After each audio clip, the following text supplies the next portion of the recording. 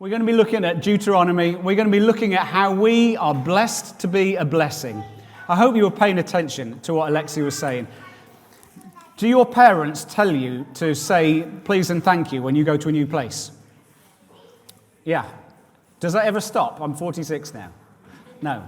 You're still telling your kids. This bit, if you noticed when Alexia read it, God says when you get to the land, stop and say thank you. This is God being like a parent in that funny way. We're going to look at this Deuteronomy article. Do you know where this bit of Deuteronomy comes from in the big story of God? If we start with, Abraham maybe, and then the tribes of Israel and Egypt, where do we get this Deuteronomy speech from Moses? Have you done that in Sunday school? Last week, 40 years ago? Do we know when this Deuteronomy speech is? Bit of Old Testament literacy for us. No, we don't know. So this is the second time we get this instruction in the book. God saves his people out of Egypt. They go to Sinai. They get the Ten Commandments. That's the story. Moses says, these are the rules. Here's how to live well. Then things go wrong. They wander around in the desert. Half the people die. And then they're about to go into the land. And Moses says, right, let's have a quick recap. These are the rules. So this is just at the end of that wandering in the desert before God's people get into where he said, this is going to be your place. And the first instruction, or one of the first instructions, is when you get there, get together, tell the story of what you have done, what's happened to you, and give thanks. And when you do that, you bring all your best stuff. Did you remember? I'm going to ask Alexia this. Do you remember what it says to do when you bring all that stuff? Because you read it. Do you remember what they had to do with it? Do you remember? No is fine. No. There was a lot there. It said you had to have a feast, to gather, to celebrate with each other. You bring all your really good stuff, your first fruits, the best bits of your things, and you don't just leave it there. We're doing that. But another good way of doing this was say, bring all your stuff, we'll have a party, and we'll make sure we include in that people who don't have anything, which at that time was priests with no land, and aliens. Didn't mean little green men, just the foreigners amongst you. They get to share in this party. That's the first instruction. Get together, share all your best stuff, remember your story, and say thank you. So generosity, gratitude, and sharing of your best is really important. And he also said, when you tell the story, it says, remember, we started with a wandering Aramaean. Who was that wandering Aramaean that they're telling the story of? Do you remember? I think next week we're all going out to Sunday school, Rachel. We'll just all come with you. Who was the wandering Aramaean? Somebody had a hand up? No. Somebody who was at the first service and heard this half an hour ago. Abraham. Abraham was the wandering Aramaean. This is the story. Now, you might not remember the story of Abraham. There's a lot of different bits in it. This is one of my favourite bits. Right at the start, when God says to the first person he called, he said, you, Abraham, I'm calling you to be a blessing. I'm going to make you a great nation and bless you. Great. And then he says, you're going to be a blessing to everyone else. This is what we're talking about today. Right from the start, when we celebrate the story of God and what God calls us to, what God said to Abraham, if you were to paraphrase it, was, I need you to be sprinklers and not jugs. That's the deal. I love flowers. There's flowers in church. I like flowers. If you want to get me flowers, wait till spring. I like tulips with some freesias in them because it smells nice. Who wouldn't like that? But let's all be clear. If you give me some tulips with freesias in them and I put them in my favourite jug, I'm just watching them die. There's a thing, if you're blessed, if you've got water and you put it in a jug, whatever flowers you put into it, it's going nowhere. It's a dead end. Blessing comes in, thank you very much for my blessing. It stagnates. It doesn't smell nice after a bit. We are called to be sprinklers. This is Amelia's sprinkler. I borrowed it, I didn't even ask. Is that all right? It was your birthday present. There is joy in these things. There's green grass, sure, and you can play golf when it hasn't rained and all of that stuff, and hopefully we'll soon be at the hosepipe ban. But have you seen an 8-year-old with a sprinkler on her birthday and her friends? Oh my goodness. The water comes in, it goes out to the places where it is useful, and it's a party and a celebration. Not only is the grass watered, but the children are happy. We are called to be blessing others with that we're blessed with. Right from the start. And that's the story God's people were told to celebrate that Alexia read to us so kindly. Absolutely, this includes your money. When God blesses you with money, give some of it away. We've had enough lectures on that. Do go back and watch last week's sermon and the weeks before. Kim smashed it, really good. There's lots of little go deeper bits. Please give us your money, and it'd be good for you to be generous.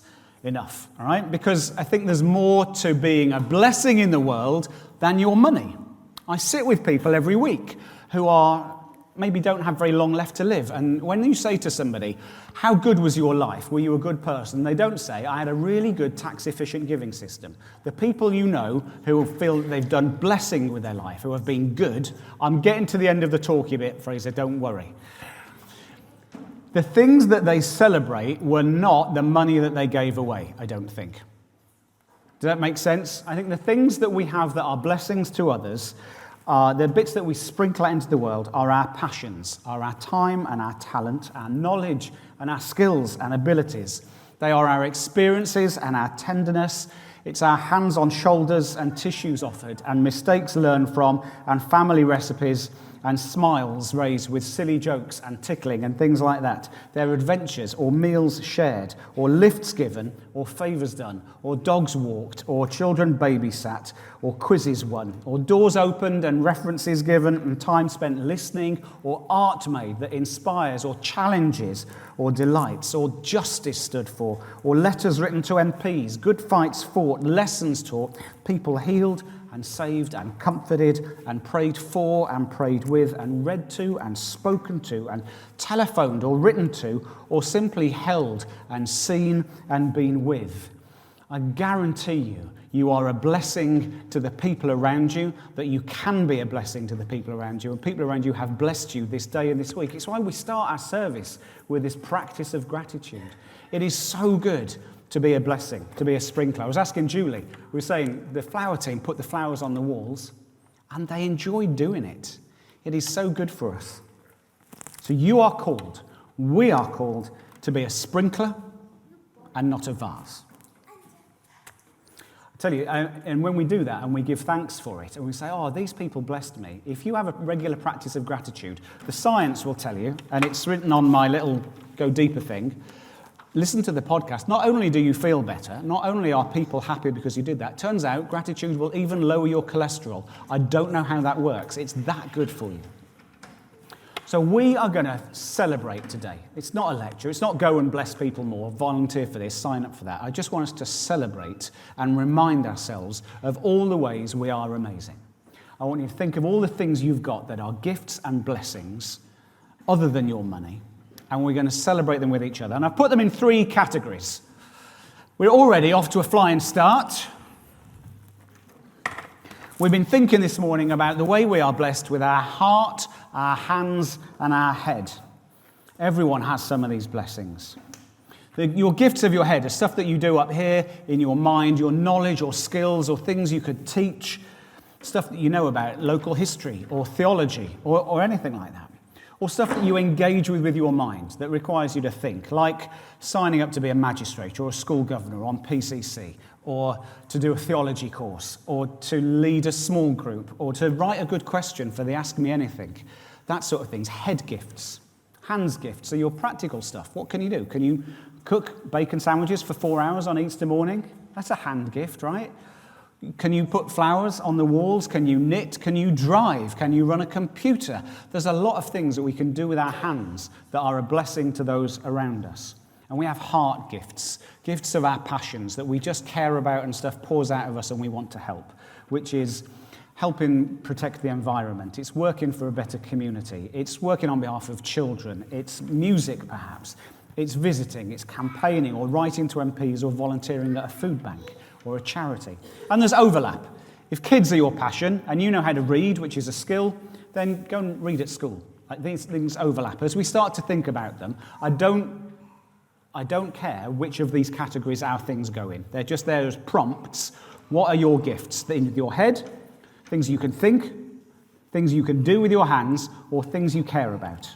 I've got homework for you. What classwork? We're not going home. I'm too long out of the classroom. I want you to have a think now. What are your gifts? How do you bless people? Right? How are people around you possibly, or could they be possibly, better off because of stuff you've got? Gifts, charms, enthusiasm, things like that. So I'm going to ask you to think for a moment, and we're going to come round, me and Naomi, and give you in groups of 4-ish a sheet of paper, and I want you to write down your blessings that you can sprinkle forth into the world, that you already do. It's really nice, actually. Sometimes people go, oh, you're really good at this. There'll be people in your group who didn't think of a thing, but you know a thing that they've got that's a blessing. And we're just going to celebrate that for about 5 minutes.